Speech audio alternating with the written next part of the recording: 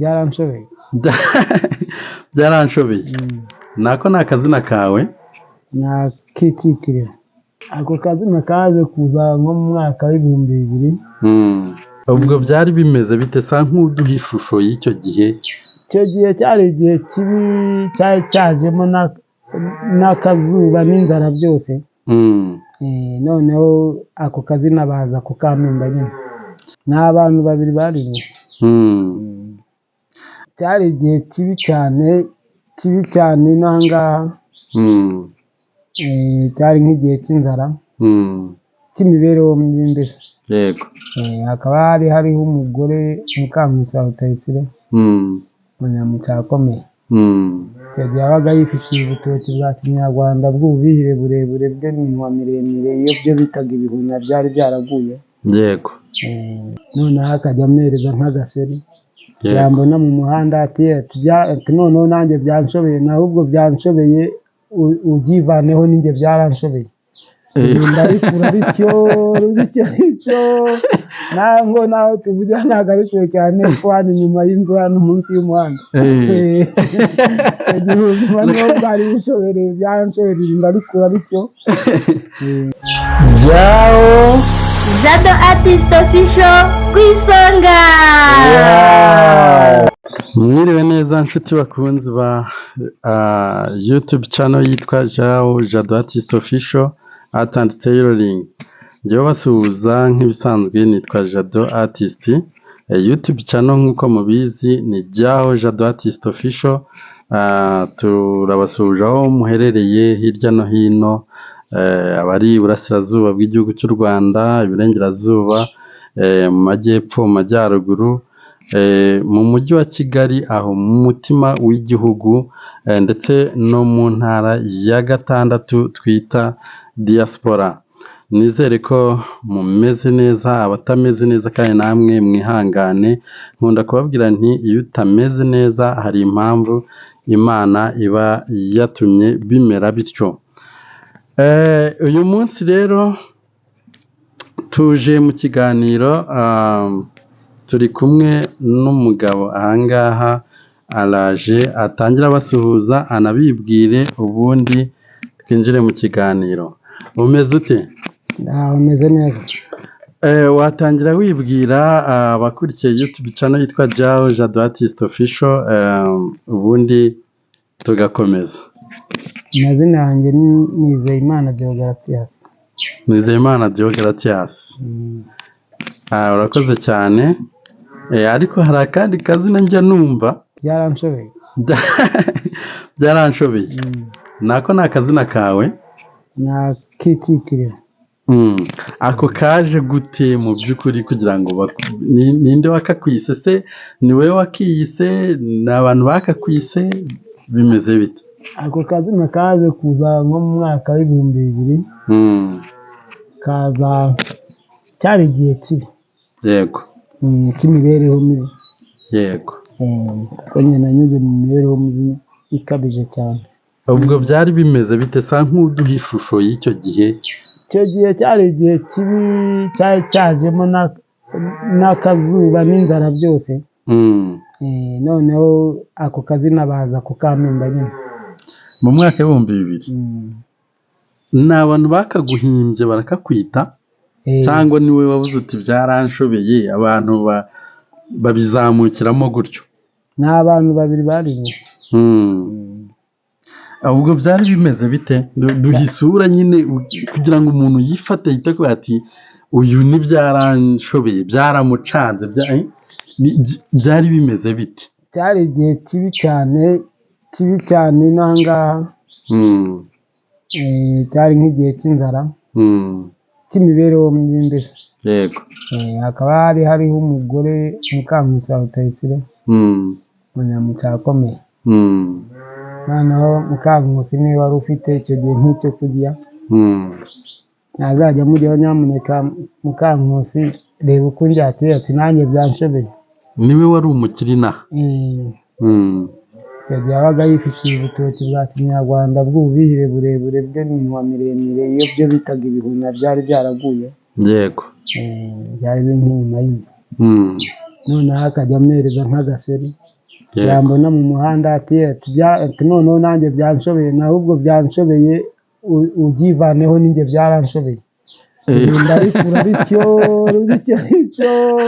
ntabwo nawe tuvugira ntabwo ari kure cyane hano inyuma y'inzu hano munsi y'umuhanda igihe ubuzima niho bwari bushobereye byaranshobeye ndarikura bityo ndi kuvuga ngo byaranshobeye umugore Mukankusi niwe waryiyitaga noneho wowe iryo zina niba mbyumva neza wararishimuse ryavuye kugenda kumubwira ni noneho ubuzima bwanjye uyu munsi bwanze ati yewe ati byanshobeye noneho nanjye yego nanjye ndamubwira ntibyanshobeye ubyivane ahubwo n'ijyanye n'ingeri ikwiriye ninjye byashobeye byanshobeye rikura rityo na n'ubu nagiye akavukire ushobora kurimo amagasinda narimenye none se ako numva uwabivuganaga yari sirenge uziranyeho n'uwo mugore Mukankusi abandi bo ku ruhande se bagiye kugira ngo babizamukiremo niwe wagiye abisansibiriza cyangwa wapi ubwo nyuma yaho nk'abandi baturage baje kugenda bahamagara izina bwite ni oya nubu ahubwo nungutse ibindi byanshobeye byanshobeye rikura rityo ari byanshobeye kugeza n'uyu munota ntibyanshobeye uwo mazina ya kavukire abantu bamwe wasanga batanayazi cyane ahubwo bakaba bazi byanshobeye ugiye nko ku bantu nk'ijana 30% nibo baba bakibyibuka izina rya kavukire abandi bose ntibyanshobeye byanshobeye ubu tuvugana ubu ahangaha turi aho utuye hitwa ngo iki ku buryo abantu bakurikiye iyi YouTube channel bavuga bati twabonye umugabo wanyujije ikiganiro kuri YouTube channel yitwa Jado Artist Official Art and Tailoring witwa byanshobeye aha ni hitwa ngo iki aha ni umudugudu w'urukore kagari ka Ndeke umurenge wa Remera akarere ka Ngoma intara y'Iburasirazuba murakoze cyane byanshobeye tuguhaye ikaze rero kuri YouTube channel ya Jado Artist Official Art and Tailoring iyi YouTube channel rero ikunda kunyuzaho ibiganiro bigaruka ku rukundo ikanyuzaho ibikorwa by'ubugeni urabuzi ubugeni yego iki kinyarwanda cy'ubugeni sinabasha nko kugisigura yego ni ubwa mbere wumvise ijambo ubugeni ni ubwa mbere nurabyumva ariko ntazi gisigura iki wumva se abarivuga barivuga nko mu buhe buryo aba ni babandi baba barize yego noneho njyewe sinabashije kwiga kubera ya mibereho mibi yo natangiriyeho mvuga yego ntabwo wabashije kwiga niba se ubyibuka neza kuva uvutse ntabwo wigeze ugera ku ishuri na rimwe nagezeyo nize pirimeri amashuri 3 yego nambara ibera bahingarukira mu gihe yakanice ibyo ngibyo rero byari bitarabaho ubugeni rero ubugeni ni ikinyarwanda kikubiyemo nabyita nk'inganzo yo gushushanya ubugeni burimo ibice bitatu hari ugukora ubugeni ushushanya ukoresheje amarangi hari ugukora ubugeni ushushanya ariko ubaza ujya ubona wenda nk'umuntu yari afashe igiti akakibazamo ishusho y'ingagi ishusho y'intwiga runaka ishusho y'umuntu se ku buryo umuntu rwose ashobora gushushanya yabajije mu giti yagitereka hariya bakabona ari byanshobeye uhahagaze wihangane twikoreshereze byanshobeye kuko nk'ubu ya mazina wambwiye bwa mbere ntabwo nkiyibuka ariko turakoresha byanshobeye ntacyo bitwaye noneho hari n'ubugeni ukora ubumba ujya ubona wenda urugero nk'i Kayonza ujya ugerayo ngerayo ujya ubona hariya muri rompuwe inka iba ihari ibumbye ndayibona kimwe na nepfo mu bice by'Umutanga mbibonayo Nyagatare ni epfo za Gumiyaga. aha biriya byose ni ubugeni nagabira aho ngaho njya nyibona. Yego Rwamagana akabona igitoki kibumbye kirimo muri rompuwe biriya byose nibyo bita ubugeni. ndasobanukiwe. Aha rero ntabwo wenda aribyo tugiye kugarukaho ariko reka twiganirire ku bintu bijyanye n'urukundo. Mu rukundo ushobora kuvuga urukundo rw'abantu b'abasore n'inkumi bateretana, ushobora kuvuga se ku rukundo rw'abagabo n'abagore bubatse bari mu ngo zabo, ushobora kuvuga se ni ku rukundo rusange rw'abantu bakundana bya kivandimwe. Ariko uyu munsi ndahitamo ko twiganirira ku rukundo rw'umugore n'umugabo. Ibyo ari byo byose ndabona uri umuntu mukuru pe ntabwo uri umwana. Ugereranye urukundo hagati y'abantu bashakanye rwo muri wavutse ryari? 1979.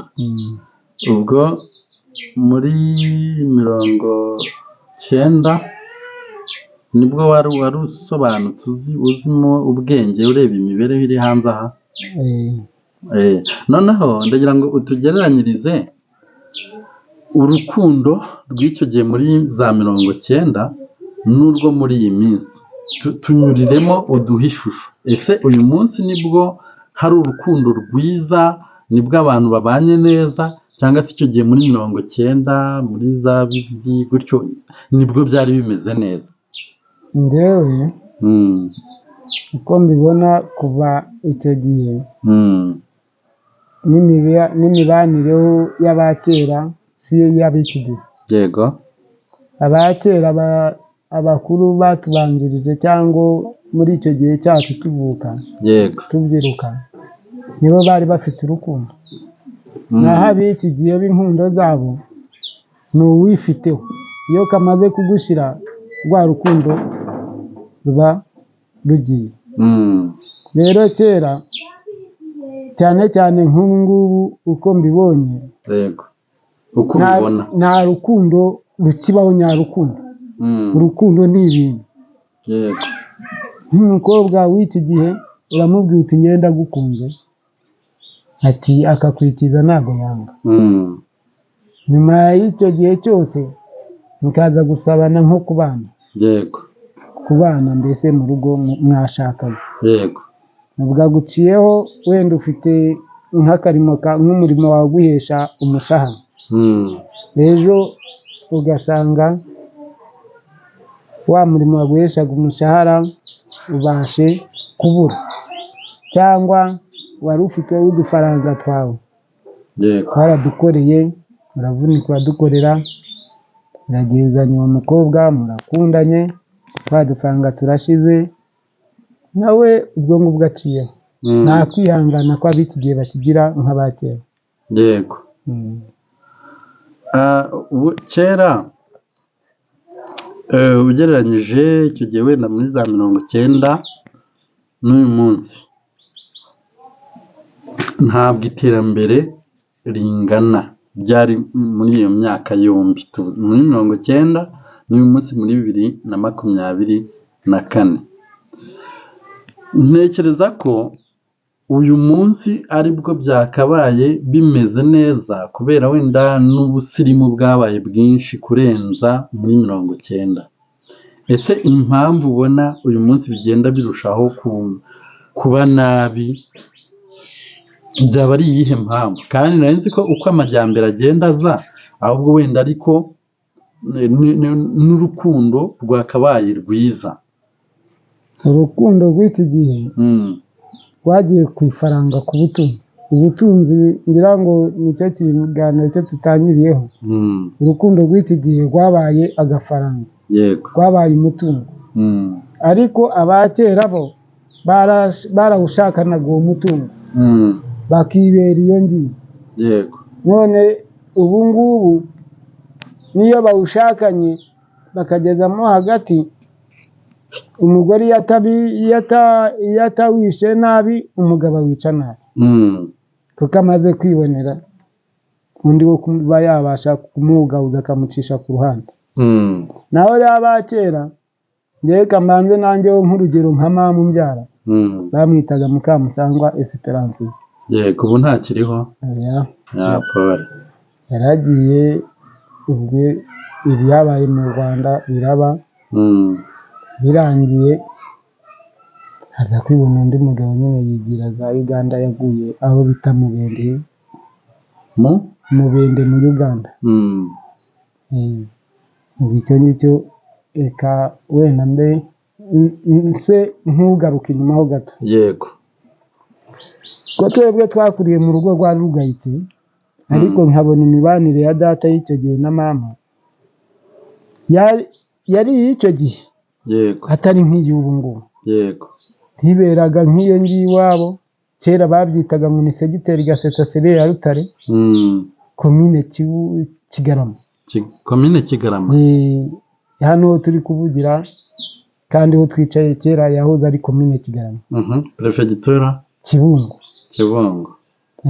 hano ho twicaye mu mudugudu wa Rukore, hahoze ari Serire Rukore n'ubundi. yego ni ukuvuga ijambo umudugudu wa Rukore wagarutse mu mwanya wa Serire ya kera. yego ubwo rero ukuntu bibaniragaho mu bukene bwabo, wabonaga ko nta yindi kirogoya, bibaniye neza, bafitanye urukundo rusesuye.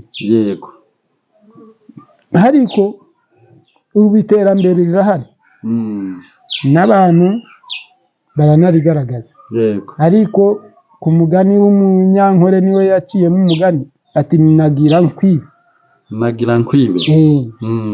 kimenyesha ngo nagira nkwibe, yewe mugore y'umuzanye mwakundanye n'ibyo byagwa rukundo rw'umunota umwe, yego arabanza akagusinziriza, si muri rwa rukundo. yego yamara kugusinziriza, nawe wamara gusinzira agacomora ya mitungo akayitwara, kandi we wari uzi ngo wasize umuntu mu rugo murakundanye. ubwo uri kuvuga mu mibereho y'iki gihe y'iterambere ry'iyi viziyo yacu yo turimo. none ako kantu gasobanure neza, agusinziriza gute? Gusinziriza uko nakuvuzemo, ni nko kubanza akaguhugahuza, nawe ugahugira muri bya bindi byo kuvuga mfite madamu mu rugo, ariko kameme ubu mufite tubanye neza. kumbi we yifitiye tageti ninga indi mishinga ku ruhande, yego arimo arishakira igishoro. niyo nagira nkire umunyankore ubwo yavugaga. none ubwo umuntu nk'uwo nta buryo se wabivumbura hakiri kare ukirinda ko iyo mitungo yawe yayiba? uku kugusinziriza uvuga, wowe nta kuntu wabimenya ko ariyo tageti yibereyeho ukaba wabyirinda hakiri kare? umuntu nk'uwo nguwo nta kuntu wabasha kumwirinda. kandi kirashoboka, ushobora kumuvumbura, ariko umuvumbura yarabirangije kera kubigeraho. rero niyo mpamvu nanjye mvuga ni urukundo rwari urw'abakera, urw'iki gihe ntakari ku mufuka. none se byanshobeye, uyu munsi turavuga ngo urukundo rw'iki gihe, n'umuntu wo muri 90 nawe yaravugaga ngo iby'iki gihe. ngo iki gihe nyine, wenda iki gihe ni icy'ubu turimo nyine, ariko nta munsi nta mwaka cyangwa waciyeho abantu bo muri uwo mwaka batavuze ngo iby'iki gihe, sibyo? icyo cyari ikinyarwanda kandi ntabwo kizacika. none se ubwo abantu bameze batyo aba uri kuvuga, muri icyo gihe turi kugereranya ibyo muri 90 n'iby'uyu munsi muri 2024. ntabwo abantu nk'abo bahozeho icyo gihe. burya abantu nk'abo ntago baburamo. Yego. Nta ngoma itagira bubu. Kimwe ku mugani w'ikinyarwanda aho bavuga ngo nta masaka atagiramo ibinyanopfu. Inopfu. Yego. N'iki gihe rero barimo, si bose. Aha, bivuze ngo iki gihe harimo ab'ibirara bameze batyo, ariko harimo n'abeza. Yego. Nanjye niyo mpamvu ngira ngo navuze ni ku rukundo rw'iki gihe rw'abashakanye, ntabwo ari bose ku ijana ku ijana. Nizere ko tugiye nigeze kumva uvugaho ince za Uganda. Uganda wigeze ubayo? Njye nabaye imyaka 20. Ubwo watangiye kubayo ryari? 2001. Bivuze ngo imyaka 20 ni myinshi uba ahantu, byanze bikunze hari ibintu byaho uba usobanukiwe. Ugereranyije nka wenda nk'ingo zo muri Uganda, uko wabonaga, uko ubona abantu baho babana, abagore n'abagabo, ukagereranya n'ibyo mu Rwanda, ubona aheza cyangwa ahoroshye kuba ni hehe? Ahoroshye kuba? Yego. Ahoroshye kuba ni inaha i Rwanda. Ariko uri umuntu wari uhasanzwe uhamenyereye. Inaha i Rwanda? Umuntu wari uhasanzwe uhamenyereye. Naho niwafata imibereho yo hakurya ngo ijyanye n'iyangana. Ariko sinzi niba wanyumvise neza, nashaka kubaza imyubakire y'ingo y'Abanyarwanda n'imyubakire y'Abaganda, abaturanyi bacu b'Abaganda, ubona aho biba bimeze neza ni he? Ese mu Rwanda abantu baho bagerageza kubamo abanyakuri kurenza Abagande, cyangwa Abagande biba bimeze bite? Ushatse umugore wa hariya hakurya Ubugande no gushaka umunyarwandakazi, ubona gereranya ibyo bintu. Ubuzi mushake umugandakazi.